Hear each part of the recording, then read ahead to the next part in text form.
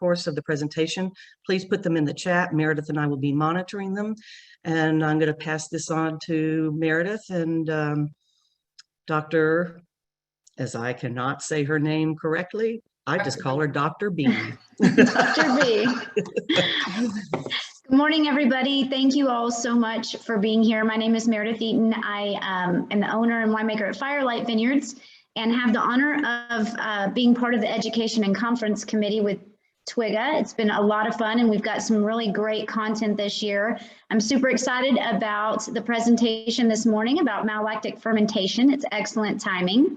So I would like to introduce to you all Dr. Andreea Botazatu. I hope I said that right. From Texas A&M University. So yeah, I'll hand it over to you. Thank you so much for being here.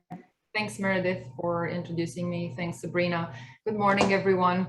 I hope you can see my screen and hear me well. All right, so today we're going to be talking about malolactic fermentation from a different perspective. We're not going to look at it as a friend. We're going to look at it as a bit of a foe.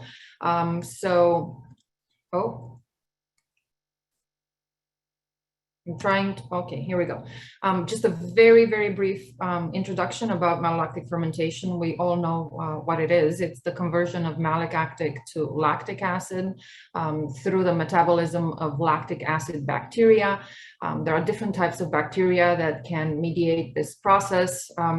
The most commonly employed one is Enococcus, but we also have lactobacillus and pediococcus that naturally occur on grapes and wine. The process that happens is a deacidification process. Malic acid generally gets transformed into lactic acid. Some CO2 is generated through this process. So malic acid, stronger acid than lactic acid. Through this transformation, the wines become less acidic. There are flavor modifications that happen as well. Diacetyl is usually formed, which generates a buttery, creamy taste. Mouthfeel can be modified and other aromas can be produced as well. Usually, post-malolactic fermentation, we see a reduction in titratable acidity in wines of 1 to 3 grams per liter. The benefits, very briefly, if you have high acidity, low pH wines, one of the bigger benefits is the reduction of acidity. So for cool climate wines with high TAs, low pH, this makes a lot of sense. It softens them, it deacidifies, it kind of makes them rounder. There are positive flavor changes involved as well, particularly in white wines, Chardonnay and Viognier. They become buttery and creamy. For reds, it can improve mouthfeel and softness. And very importantly, it gives wine microbial stability. So if it's done pre-bottling, it prevents secondary fermentation in bottle, which can lead to a series of problems, CO2 generation, fizziness, and sometimes haze, and just general instability. But I'm going to focus on the drawbacks of MLF in this presentation. And let's start with flavor changes that are unwanted in red wines. This buttery taste, buttery creaminess is not necessarily something we want in our red wines. It is clearly not desirable. It's not something that we want in low acid wines, because if we start with low acid, high pH, we're going to end up with even lower acid and even higher pH. And that leads to flat. So from a sensory perspective, you're going to have flat and unbalanced wines. With an increasing pH, if you already have high pH, that can lead to various types of spoilage.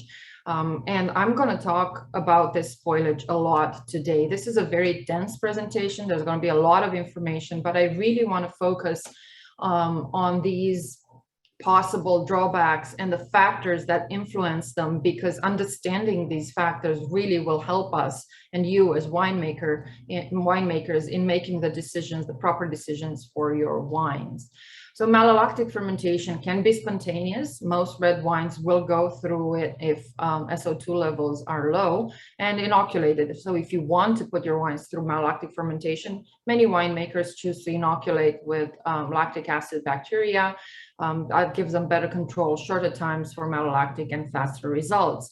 Again, I'm going to focus on spontaneous. So what happens if we don't want to have malolactic fermentation in our wines? How can we avoid these naturally occurring lactic acid bacteria from becoming active and putting our wines through malolactic fermentation?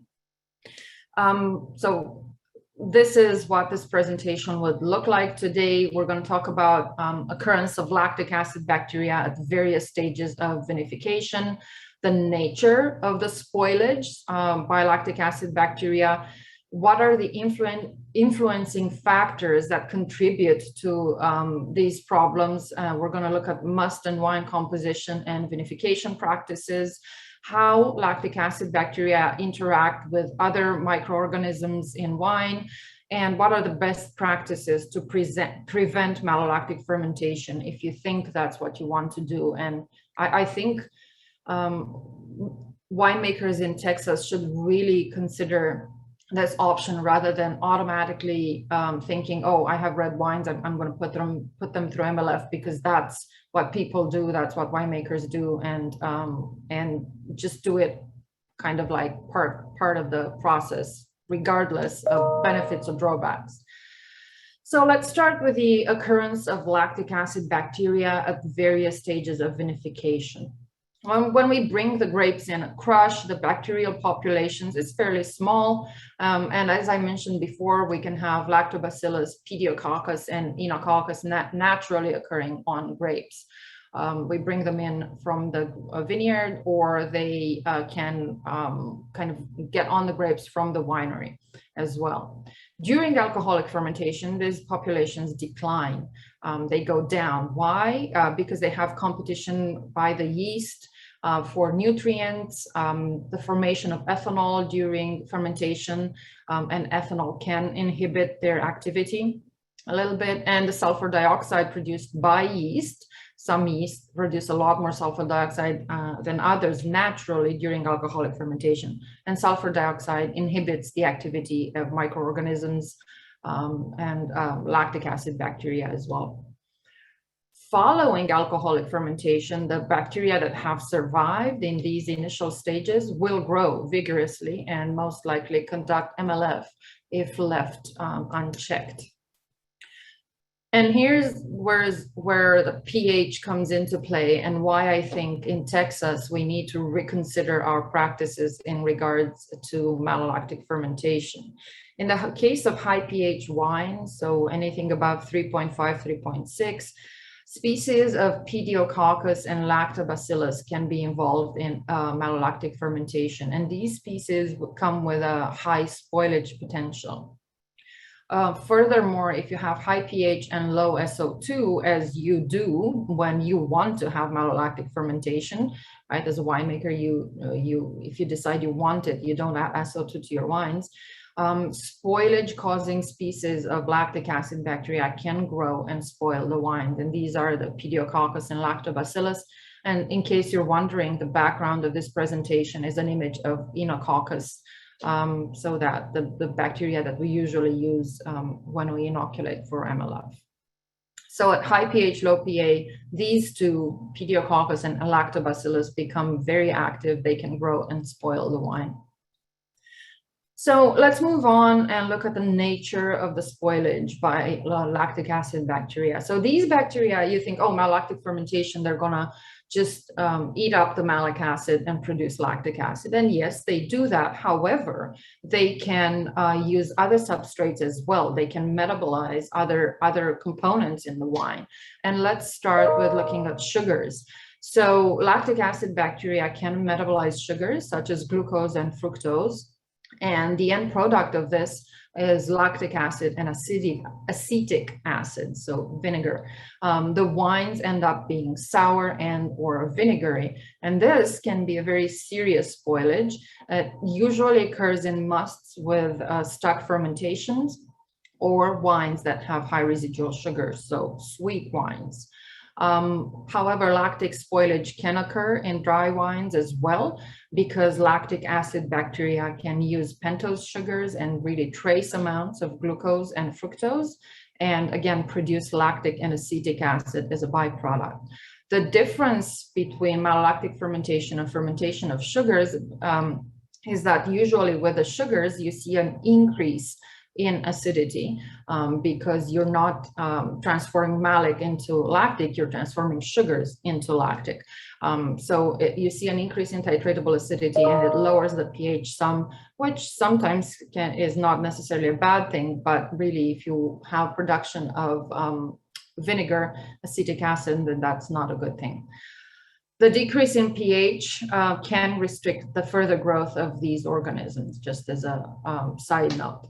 Okay, so sugars, they can degrade sugars. They can also degrade glycerol. And breakdown of glycerol by lactic acid bacteria results in the formation of lactic acid, acetic acid, and acrolein. The wines end up smelling butyric, so like vomit. They can also smell like butter or cream. They end up smelling acetic, and the acrolein imparts the wine a really bitter, unpleasant taste. Plus, it's not good for human health. They can also metabolize tartaric acid. So not only can they eat up malic acid, they can eat up tartaric acid, which is not a good thing. Again, wines with low titratable acidity to begin with, you don't want that to happen. They can ferment tartaric acid and form lactic acid, acetic acid, and carbon dioxide, just as they would if they metabolized malic acid. And this occurs especially in wines with low acidity and high pH. So metabolism of lactic acid bacteria is highly influenced by pH in wines. So even if you have the right kind of lactic acid bacteria, it's likely if you have high pH wines, low acidity, that they're going to metabolize other compounds in your wines other than the malic acid. And that's not a good thing in high pH wines. With this phenomenon, if you have metabolism of tartaric acid, you see even further reduction in titratable acidity. And again, the wine acquires acetic aroma and a disagreeable taste. Excuse me. And in advanced cases, the wine can get this mousy taint that I'm going to be talking about in more detail in a minute. They can ferment citric acid as well, again, depending on the species of bacteria that you have in your wine and wine pH, higher pH, more likely to happen. And citric acid degradation has been positively correlated with the formation of diacetyl and acetone, as well as acetic acid. Ropiness, I don't know if you guys are familiar with this, but ropiness is a fault that is caused by some species of Eococcus and Pediococcus. And how it happens is that they produce dextran slimes or mucilaginous substances that are polysaccharide based. And I don't know if you see in this image here, but there are literally like tiny ropey formations in here. They look like strands, and the wine gets this oily, thick, viscous appearance. It doesn't necessarily have high VA. It doesn't necessarily smell funny, but it looks really unpleasant, and it's really not fun to drink or enjoy. Other off aromas that I want to talk about is one of them is mouthiness, and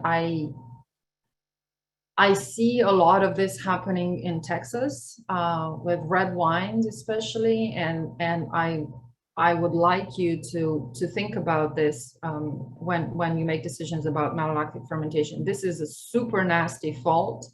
It is very hard to pinpoint because you don't smell it, you only taste it. These are you smell it once you put the wine in your mouth, so you do smell it and taste it, but you don't smell it before you ingest it, before you put it in your mouth. Why? Because the compounds that are causing this fault, their volatility is pH dependent. So in the pH of the wine, they're not volatile, but once you put them in your mouth, they interact with saliva, pH goes up, and they become odor active. Two species of lactobacillus have been shown to produce these mousy odor compounds. The responsible chemical compounds are acetyl tetrahydropyridine, the compound is. And as I mentioned before, it's hard to track, but if you have it in your wine, it's really, really nasty, and there's nothing you can do to fix it. And then geranium odor is produced from the decomposition of sorbic acid by lactic acid bacteria. And in sweet wines, winemakers usually add sorbic acid to prevent the growth of unwanted yeasts that can cause re-fermentation. However, when this acid is attacked by lactic acid bacteria, this compound here is formed, and this compound imparts geranium-like smells to the wine. And these are not nice flowery smells. These are like geranium leaves, very intense green vegetal geranium-like character that are not desirable. And to prevent this odor, the growth of lactic acid bacteria in sweet wines absolutely needs to be controlled. Or don't use sorbic acid in your sweet wines. That's an option too. Another really bad one is the formation of biogenic amines. And these are really bad because they can cause health concerns, and they usually smell pretty bad as well. So some biogenic amines that can be formed are histamine and tyramine, and histamine clearly related to allergic reactions, but they can cause other health concerns as well. Putrescine and cadaverine, the names say it all. They smell putrid, like dead flesh. So you really don't want those smells in your wines either. And by the way, most of, when people report getting headaches from wines, a lot of those, they usually think it's associated with SO2 levels, but really a lot of those come from biogenic amines, are caused by biogenic amines, and allergic reactions generated by the presence of these amines, histamine and tyramine in particular. And again, in high pH wines, lactic acid bacteria will metabolize amino acids, which are naturally present in must and wine, into biogenic amines. So if you have high pH wine, this is likely going to happen if you have your lactic acid bacteria active in your wine. Not good. So moving on from substrates to the influencing factors for malolactic fermentation, the biggest one is wine pH. I've been talking about this since the beginning of the presentation. It affects both the initiation and duration of malolactic fermentation. It influences the type of species of bacteria that may develop in wine. Some become more active than normal. It affects the metabolic behavior of the organisms, as we've seen. It affects the substrate they use, and thus it determines the kind of byproducts formed as a result of bacterial activity, as we've just seen. Also, the higher the pH, the shorter the duration of malolactic fermentation. For example, one study reported that a pH of 3.15, it took 23.4 weeks to complete malolactic fermentation, while a pH of 3.8, it was completed in just 2 weeks. So way faster at higher pHs than at lower pHs.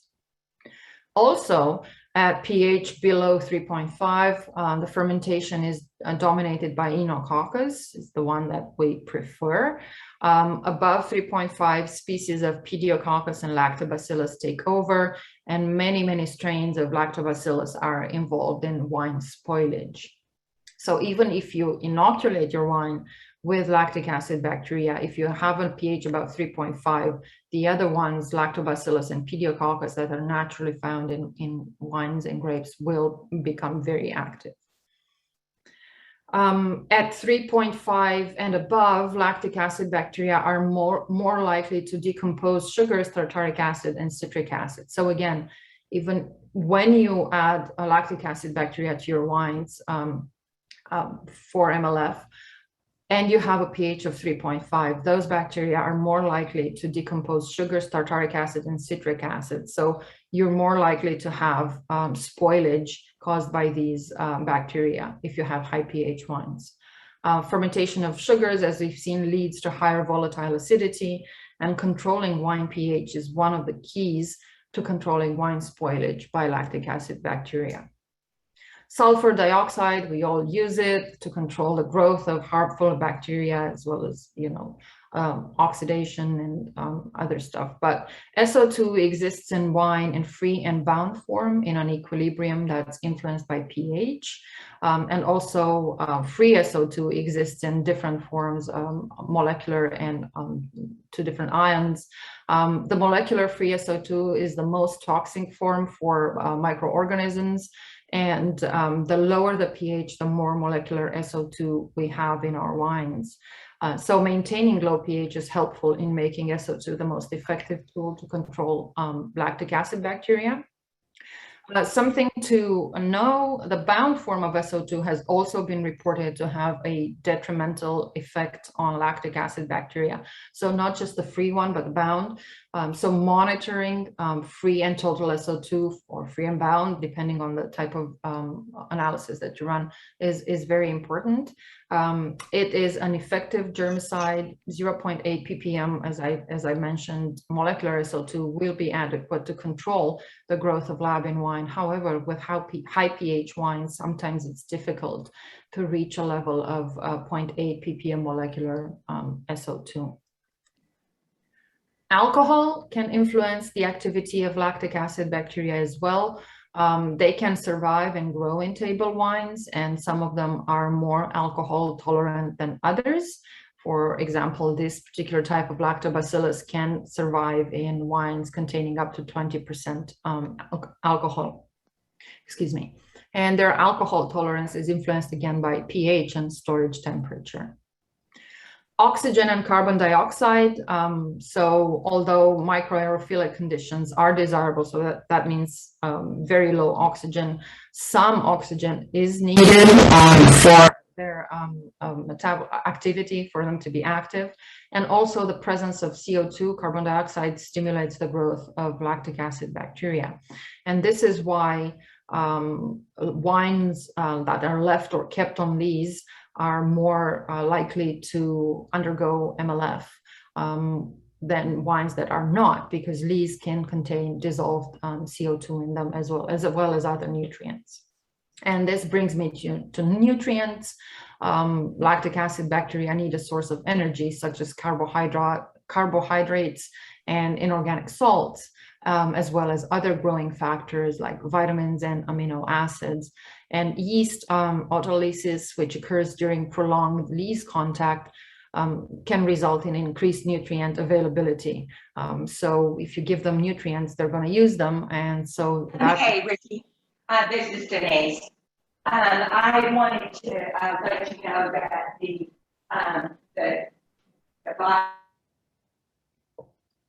Hello? I'm sorry. I just muted her. Go ahead.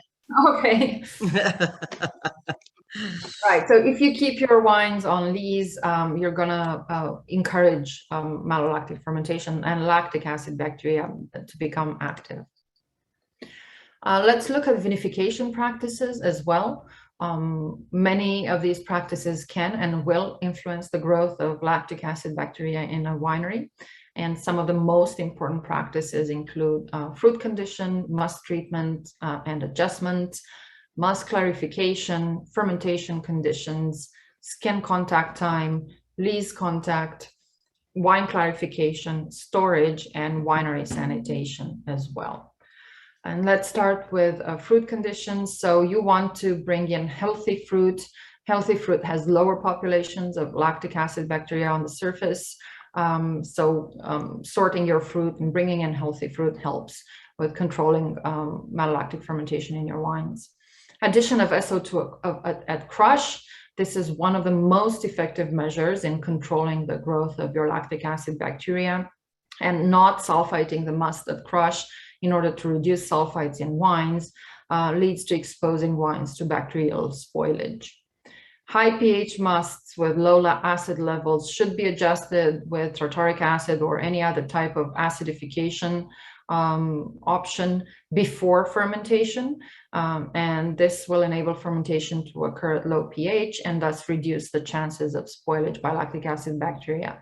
It's not always possible to decrease the pH to levels that are safe, especially in Texas. That means addition of very high amounts of tartaric acid or some other type of manipulation of the wine, and it can be extreme sometimes, so that's not always possible.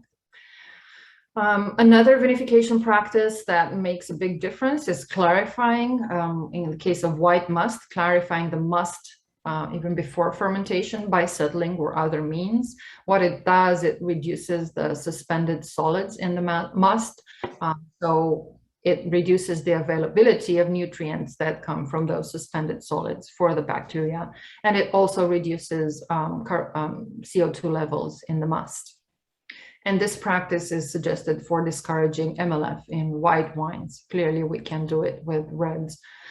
Fermentation conditions can affect the growth of lactic acid bacteria as well.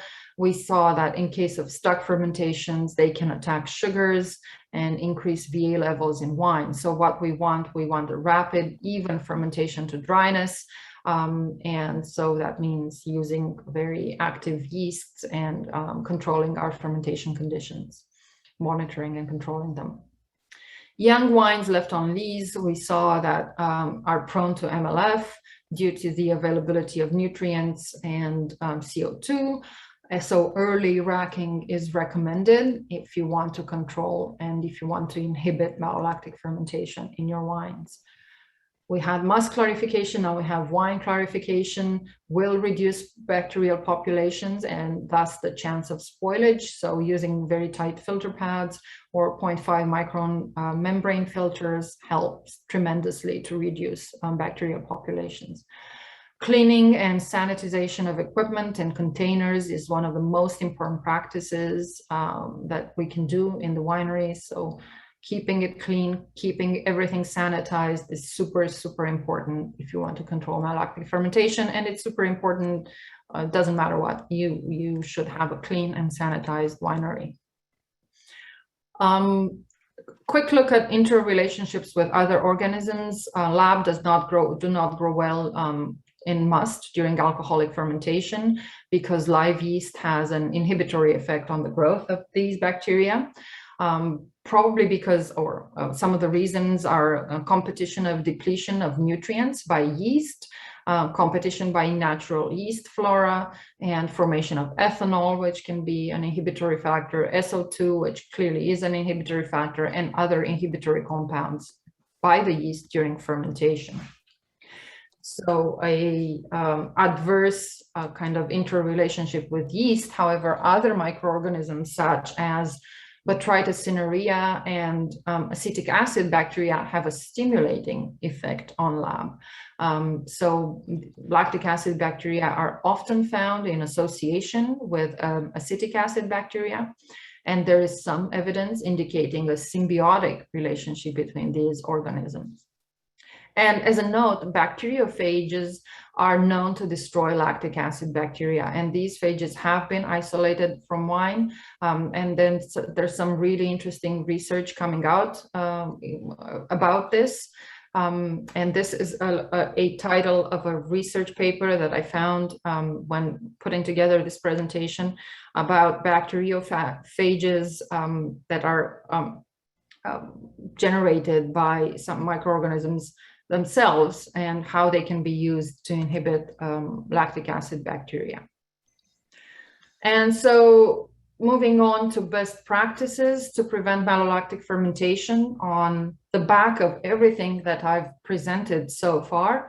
Some of these may repeat what I've just said, but those were the factors influencing. So understanding the factors that influence malolactic fermentation helps us as winemaker in figuring out the best practices to prevent it, if we decide that's the course we want to take. Use sound fruit for making the wine, sort your fruit, bring in clean fruit, healthy fruit, maintain the health of your fruit if you can. Add SO2 at crush, about 50 to 75 parts per million. based on must pH. So monitor the pH of your wine and must. In a low acid and high pH must, add tartaric acid or acidify your must in any other way that you can to bring the pH to 3.3 or lower, if feasible, if doable. That's not always doable. And some reds, you don't really want a pH that low either. In the case of white wine, clarify the must. That reduces suspended solids and nutrient availability before fermentation. Control fermentation temperature. Use well-prepared and pure culture yeast starters. Use competitive yeast strains. Some yeast strains are more competitive than others in terms of nutrient requirements. So the more nutrients your yeast consume, the less is left available for lactic acid bacteria. And use, if possible, use yeast strains that produce high SO2 concentrations. You can choose your yeast strain. There is a lot of information about how much SO2 each strain produces, so you can pick ones that produce high concentrations that will naturally help inhibit activity of lactic acid bacteria. Use antagonistic yeast strains. So there are some yeast strains that are antagonistic to lactic acid bacteria in particular, and this is one example here. Use yeast nutrient only if needed. So I know a lot of winemakers add yeast nutrients to their wines without testing, priorly testing for YAN. I don't encourage this. I highly recommend that you test your must for nutrients, YAN in particular, and only add nutrients if absolutely needed. Don't just use blanket additions of yeast nutrients to your wines, particularly if you want to not have malolactic fermentation in your wines. Or use rehydration nutrients only. So rehydrate your yeast, add some nutrients in there, and do not add nutrients to your must or juice. In the case of red wine, prevent must temperature for exceeding 85 Fahrenheit, and punching the cap and keeping the cap moist is very important. Cap management is very important with red wines as well. After fermentation, and after fermentation to dryness, again, if you have residual sugar in your wines, lactic acid bacteria at high pH are highly likely to metabolize those sugars into unwanted compounds. So post-fermentation to dryness, promptly rack the wine off the lees and add enough SO2 to get to the 0.8 ppm molecular SO2 level if possible. Monitor your SO2, monitor your SO2, very important. If you don't have a winery lab, I highly suggest that you create one. It doesn't have to be anything fancy, just a table with some basic equipment can help a lot. You know, there are different options for testing SO2 right now, and they're not super expensive. So look into that if you don't already have something. Monitor your free and total SO2 often in your wines, and maintain proper levels of free and total SO2 in your wines. Use Lysozyme. Lysozyme is a compound specifically developed to inhibit malolactic fermentation. I'm going to talk about it a little bit more in the next slides, and use Lysozyme in conjunction with SO2. Fumaric acid, really, really effective of inhibiting malolactic fermentation, and this should be used post-fermentation. This is not an acid that you should add pre-fermentation. Although it does lower the pH and increase the acidity, as we'll see in a minute, it should only be added post-fermentation. As I said, check free SO2 levels periodically and make adjustments accordingly. Clarify and stabilize your wines. So once fermentation is done, don't leave them on lees. Rack them immediately, clarify if possible, filter and stabilize them, store them in clean containers. Store the wines at low temperatures, ideally below 10 degrees centigrade, 50 Fahrenheit. Clean and sanitize your equipment that you're using to move the wines and containers before processing the wines. And once your wine is done, fermenting, being stabilized, aging, sterile filter it and store it at cool cellar temperatures. And also something new that I learned, look into bacteriocins. Bacteriocins, one of them is nisin, and is approved for food use. These are inhibiting compounds for lactic acid bacteria. Lysozyme, I said that I will talk about this a bit, is an enzyme that is found in egg whites and other animal products. It has antibacterial behavior, and it causes cell lysis in a number of bacterial species, lactic acid bacteria included. Most gram-positive bacteria, such as lactic acid bacteria, are known to be particularly sensitive to lysozyme's antibacterial behavior. And studies on lysozyme activity show no effect on yeast cells, so it doesn't affect yeast. You can safely use it pre-fermentation as well as post-fermentation. It will not affect the activity of your yeast. It has some activity on acetic acid bacteria as well, which you want, because you don't want acetic acid bacteria active in your wines either. Adding lysozyme to inhibit bacterial growth can be especially useful in wines with high pH, where SO2 is less effective because it's hard to attain the 0.8 parts per million molecular SO2 at high pH levels. So using lysozyme plus SO2, very effective. How is it applied? If you want to inhibit malolactic fermentation until sugar fermentation is complete, you add 100 to 125 milliliters per hectoliter of wine. To entirely prevent MLF, 200 milliliters per hectoliter of wine, and to provide pre-bottling and storage microbial stability, 50 to 100 milliliters per hectoliter of wine. Bacteriocins, I mentioned this a few slides earlier. They are antimicrobial peptides or proteins, and these are produced by lactic acid bacteria themselves. Hence, that's why we sometimes see antagonistic effects between different lab species. So some species of lactic acid bacteria produce these antimicrobial peptides and proteins in order to kill or inhibit other species of lactic acid bacteria. And these bacteriocins are odorless, colorless, and non-toxic to humans. They can be added directly in purified powder form. Nisin, as I mentioned, is the only one available now in purified form for the food industry, and it's an additive E234. It is lethal to many lactic acid bacteria, Lactobacillus, Enococcus, and Pediococcus. However, it can be cost prohibitive. They're still pretty expensive. Fumaric acid, I mentioned this one, is a safe agent for acidification, and it's a strong acid, so addition of 300 to 900 milligrams per liter will reduce the pH by up to 0.2 points, which is quite significant. So you don't need to add a lot to see a decrease in pH. It is naturally produced during alcoholic fermentation, maybe not at these levels, but it's a natural byproduct of alcoholic fermentation. It can completely inhibit and block lactic acid bacteria, even if these bacteria are found at high levels in the wine.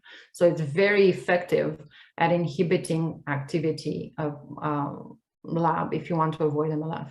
And sensory analysis of wines produced with fumaric acid indicate positive effects after the use of this particular acid. Acidity is increased, body is perceived as higher, and just better in general. It can be used in conjunction with sulfur dioxide and lysozyme. It can be unstable during fermentation, as I mentioned before. So this particular acid should only be added after fermentation. So if you want to use fumaric acid, keep in mind when you're doing your acidification pre-fermentation that you're going to be adding this. So adjust accordingly, do your math accordingly. And there's one more product that I learned about that is active against MLF. It's called Kilbret.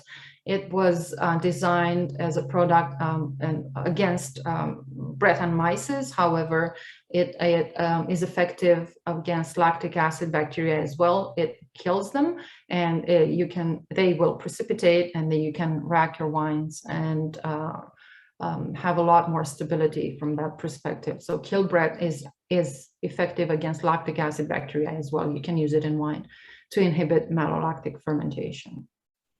And finally, just kind of to bring it all together, this is a table that's really useful that I found. This, I didn't create this, I found this, but I wanted to put this here because it kind of brings everything together that I talked about. That all the problems that can be generated by lactic acid bacteria in your wines, Ropiness, volatile phenols, biogenic amines, fermenting non-fermentable sugars, mouthiness, loss of varietal aromas, glycerin, formation of acrolane. So these are all the substrates, and these are the compounds that are formed by lactic acid bacteria and how they affect the wines here, and the factors that are contributing to all these problems, factors in wine. Sorry, it's kind of small, I know, but you can look at it later and kind of go in deeper.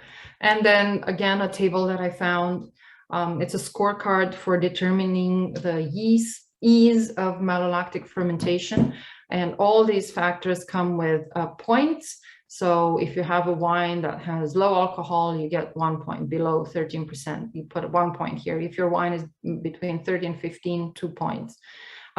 pH higher than 3.4, 1 point. Lower than, say, between 3.1 and 3.4, you get 2 points. Free SO2 higher than 15, you get 10 points. Total SO2 higher than 60, 10 points, so on and so forth. And you add up these points. So you want to have ideally above 40 points. So you want to create conditions that are inhibiting for malolactic fermentation, that make it very hard for lactic acid bacteria to be active. So if you have above 40 points here, that's good. That's what you want if you're trying to inhibit malolactic fermentation. Between 23 and 40, difficult malolactic fermentation conditions, but not impossible. So that's it. Thank you very much. It's time for questions. Okay, thank you so much, Dr. B. We do have a few questions here from Andrew. The first one is, what else affects the spread of malolactic fermentation? I mean, what else? We talked about a lot of factors here. I think I covered. I don't know if you have anything in mind, Andrew, in particular. So yeah, actually, the question was what affects what else can affect the speed of MLF? I'm sorry. I'm sorry, Andrew. All of that. pH affects the speed, temperature affects the speed, how fast alcohol is produced affects the speed. So the type of yeast that you're using. Yeah. Are you wondering if you can have malolactic fermentation really quickly so you don't expose your wines to low levels of SO2 or or I'm trying to understand where you're going with the question, Andrew. It was more of a general question about what affects the speed of the process. Yeah, so I'm pH, fairly temperature, new. alcohol levels, all of that, type of yeast that you're using. Thanks very much. You're welcome. Thank you so much, Andrew. And then a follow-up was also the spread in damp conditions of lactic acid bacteria.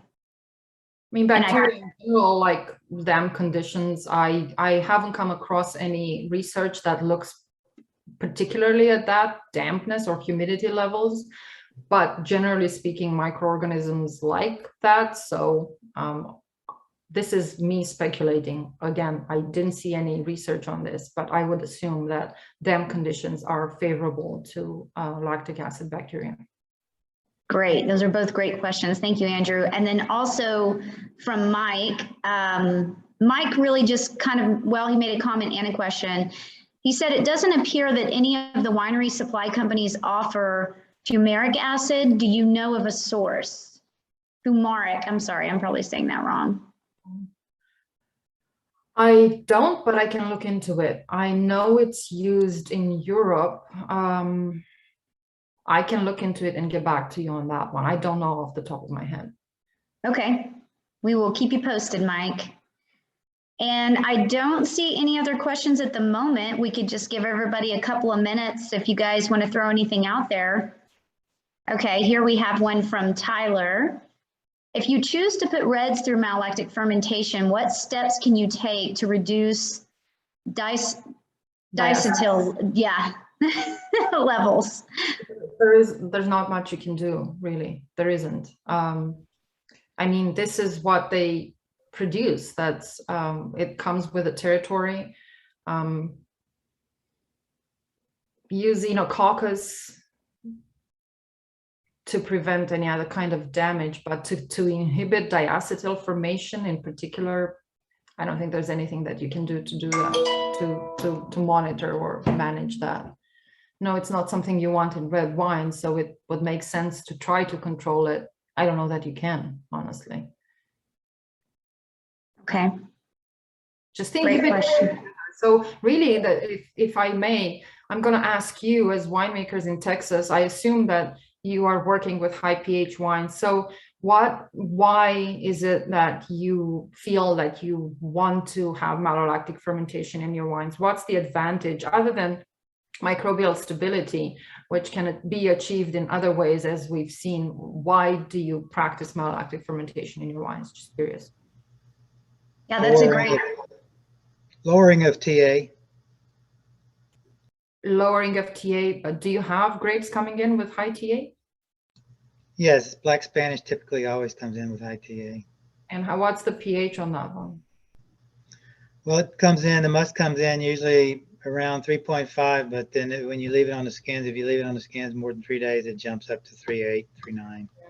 Yeah, so it's a conundrum, really. And then what I do is I then drop it back down below 3.65 with tartaric, and then let it sit for quite a while, and then I cold stabilize it. And if I'm lucky, Yeah, I get a lot of precipitation out, and it's TAs in an acceptable area. got it. And I was asking a further question on, is fermeric more efficient in that regard than tartaric in terms of dropping pH with having less effect on TA? It is. Yeah, it is, because you need to add less to get to the same pH drop as you would a tartaric acid. It's stronger. But then again, you have to be careful with the taste of your wine. So do bench trials, see what works best for your particular wine and go with that. Okay. Thank you so much, Mike. Betty asked, how high do you consider high for pH? Well, anything about 3.6, I would say it's high pH. Okay. Thank you so much, Betty. And Anne asked, how do you reduce the oiliness or the ropiness in white wine? You rack it aggressively, you aerate it, and you add SO2 to it. Yeah, and she followed that up with too much lactic acid as a question as well. Not much you can do. Okay. All right. Give everybody just another minute or so. That was our last question so far. So I'd really like to encourage you to at least consider not putting your reds through malolactic fermentation. Start small. If you want to experiment with it, start with a batch of wine. Use these factors in combination, SO2, fumaric acid,